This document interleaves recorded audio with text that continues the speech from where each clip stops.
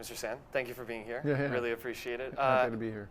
Every time you come to Davenport, I mean, how do you feel? How do you feel about the Quad Cities? Oh, I've been over here a few times, obviously every year as state auditor, but a few times prior to that too, when I was working in the Attorney General's office. So growing up in Winneshiek County in Northeast Iowa, we would come over to the Mississippi quite a bit in the summertime. So anytime I'm close to the river, I'm happy.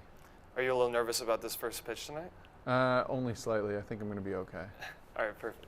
Well, we can get into this governor's race a little bit.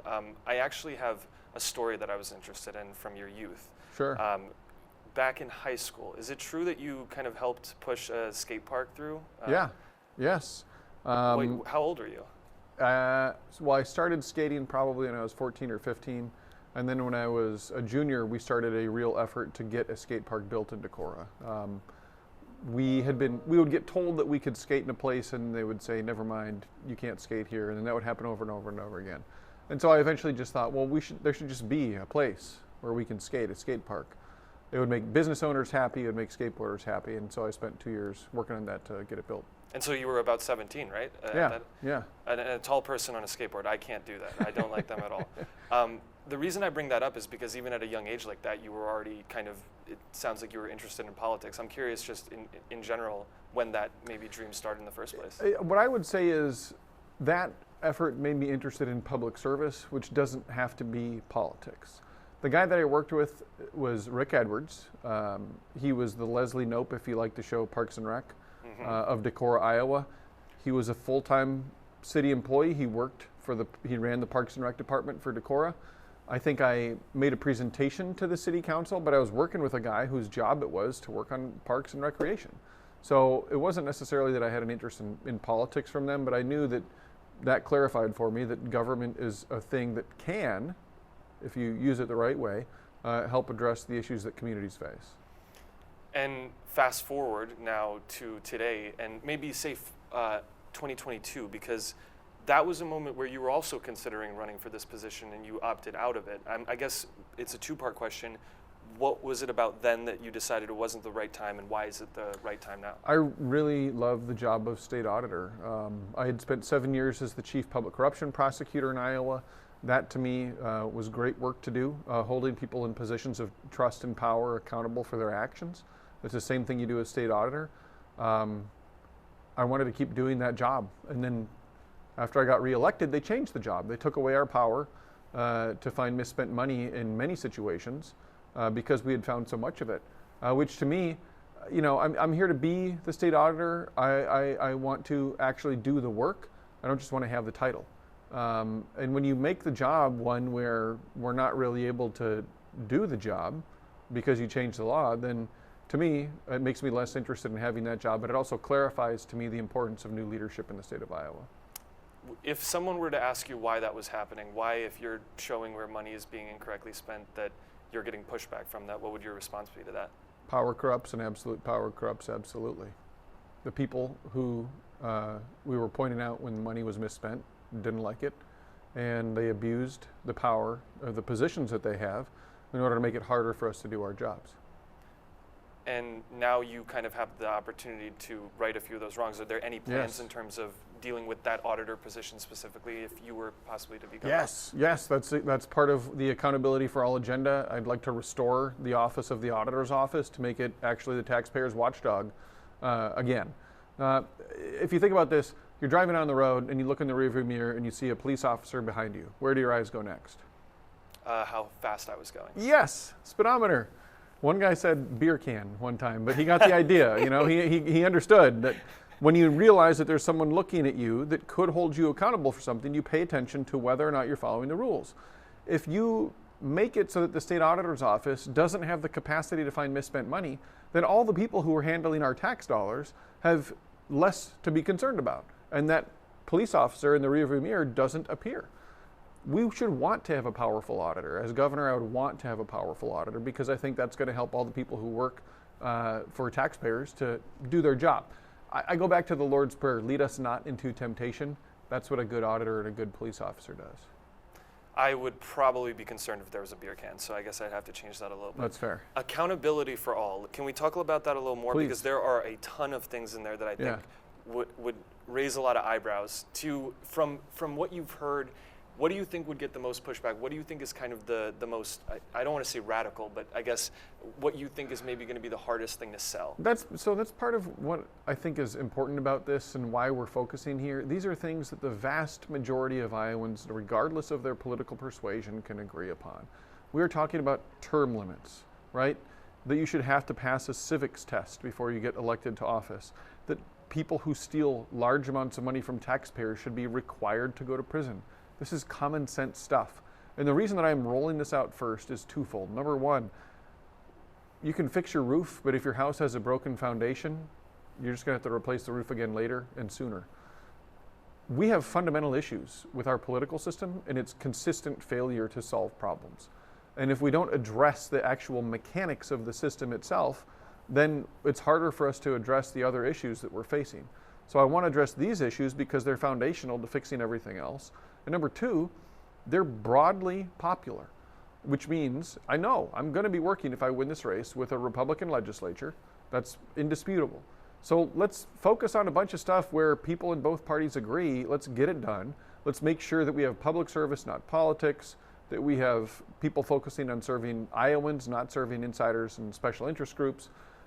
Once we do that, if we work together on that, I bet we can actually weave a lot of trust in social fabric and find that we have more than that to agree on. But you got to start with the place that you agree.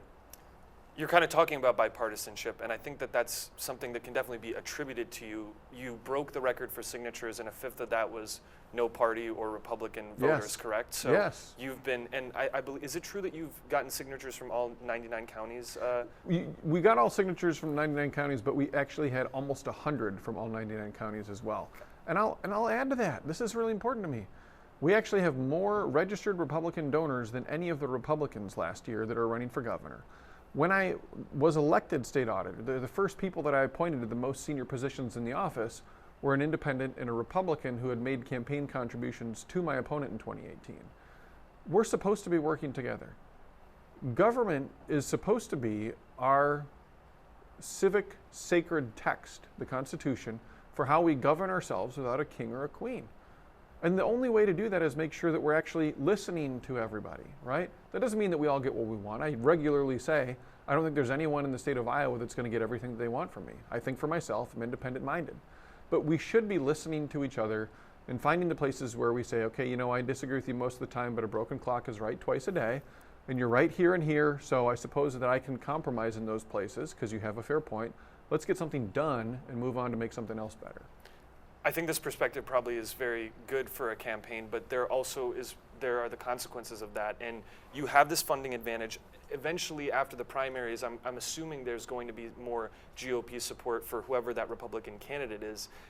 Are you more concerned about pulling people that might on the other side of the aisle, or are you slightly concerned about if you have this bipartisan approach, are you maybe isolating some people in your party to some extent? I guess I'd say this. We've had 10 years of one-party control in Iowa. Now, I always say, if you think that the answer to that is give the other party 10 years of one-party control, please visit a state where the other party has had 10 years of one-party control.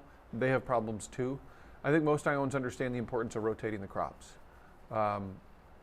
When you get to the point where your state is 50th for economic growth, #1 for cancer growth, and the people in charge are spending their time literally making it harder for the state auditor to find misspent money, time for change. I think that Republicans are ready for change. I think that independents are ready for change, and I know Democrats are ready for change. There are two things you mentioned there that I'm also very curious about. If we can start with the budget, I believe it's projected $1 billion in loss this year. 1.3. And that's not the first time that's happened. No, this is happening year after year after year. It is a structural deficit. And every state auditor, myself included, but also my predecessors, also always warned against using one-time money for ongoing expenses. And the state is using one-time money for ongoing expenses year after year after year. The surplus was $6 billion. It's now closer to $3 billion. It's going to be gone in a couple years, and then what? Nobody in the Capitol building, nobody in the legislature has an answer for that. The governor this year, when she put out her budget proposal, for the first time ever, didn't include a 5-year budget projection. Why do we all think that that is? Because we know that this is unsustainable. We know it's a huge problem. It's got to be addressed. And the other thing that you mentioned are the cancer rates. And I can tell you as a reporter here, that is something that we have covered exponentially at this point now, because more and more people are growing with their concern. This is something that, I think a big question is, what can you actually do about this? Because it's happening at such a large scale and has to do with agriculture. Can that really be changed that easily? Yeah. Nitrates in the water. I mean, what can you do about that situation? What can a governor actually do? Look, let's start right here. Last year they put $1 million into cancer research. I think that's laughable. Nebraska has put, I think, 21 million into it recently. As a proud Iowan, I want to at the very least beat Nebraska. So we should at least be saying $25 million for cancer research as table stakes. And that could be cancer mitigation, right? Look, we are the worst state in the country for radon. We know that radon is the second leading cause of lung cancer. It should be an easy decision for us to have a radon mitigation pool. Houses you should be able to access that to implement radon mitigation measures, which aren't particularly expensive. And we do need to be talking about nitrates. We do need to be talking about the impact of agriculture. The important stuff to remember there is that the vast majority of farmers actually want to do a better job with conservation, but politicians don't fund their programs enough. So there's always more farmers signing up to participate in conservation programs than there are dollars allocated to fund those programs. If we could switch back to the campaign for a second, locally here, the counties that we cover went red last time, and in the race before that, they were blue. And the difference between those two races, that actually voting in general went down. Democratic voting went down, but total voting went down as well. I'm curious, for us specifically, for this area, how confident you feel, how important this area is for your race, and if how do you re-energize voters? How do you get voters back in after they've kind of said, I'm opting out? Look, this has always been important to me, and my answer to that is every person's vote is important. I've always done 100 town halls every single year because every Iowan is important.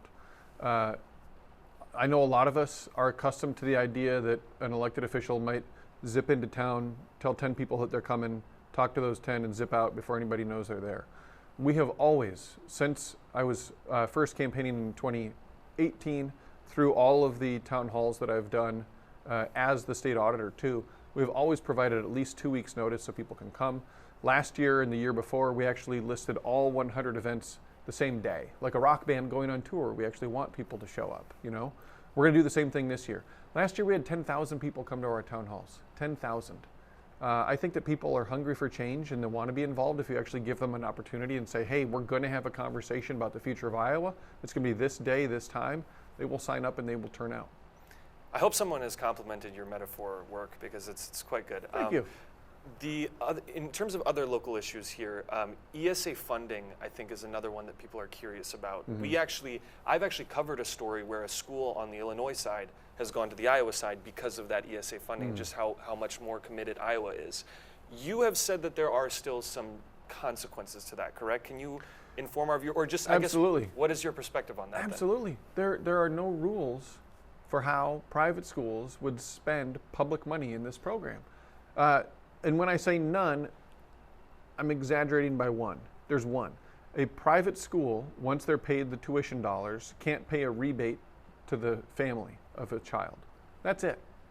Anything else they want to spend the money on, booze, profit, if it's a for-profit school, expensive leather furniture, all of those things are legal for private schools in the state of Iowa. That makes no sense to me. They don't have to get audits. And let's talk about this for a moment. The advocates of this program describe it as student choice, but the private schools can take public money yet turn the public away. They can reject students. I think that's wrong. Also, we're spending the vast majority of this money on the wealthiest families in Iowa who already can easily afford to send their kids to private school. That is a waste of money when we have been underfunding public education in the state of Iowa and when we have the $1.3 billion budget deficit. So those are changes that I think that we should make.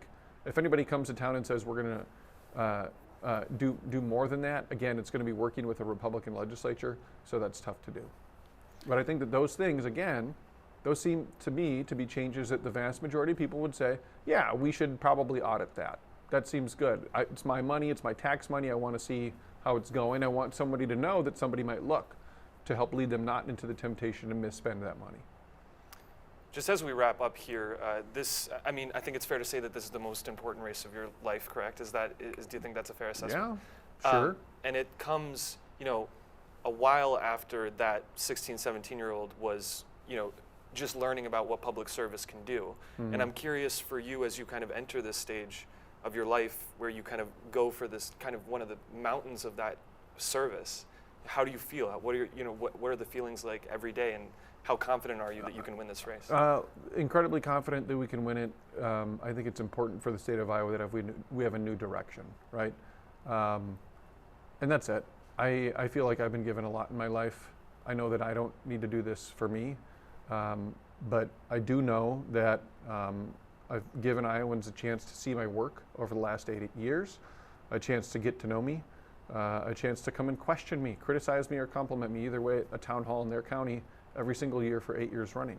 And I think that most Iowans are looking around and they're seeing a state where, again, our cancer growth rate is #1, our economic growth rate is 50th. We put education on our state quarter, and yet our public education system right now is kind of in the middle of the pack. And meanwhile, in the Capitol building in Des Moines, they're making it harder for us to find misspent money in the auditor's office. This is the kind of work that I've been focused on. It's public corruption. It's people in a position of trust and power who are abusing that trust and power. And oftentimes it makes me think of Jesus flipping over the tables of the money changers at the temple. I think we need change, and I think there's some tables in Des Moines that need flipping. Perfect. Mr. Sand, thank you so much. I appreciate it. Nice to talk to you. Very nice to talk to you as well. We good? Sure.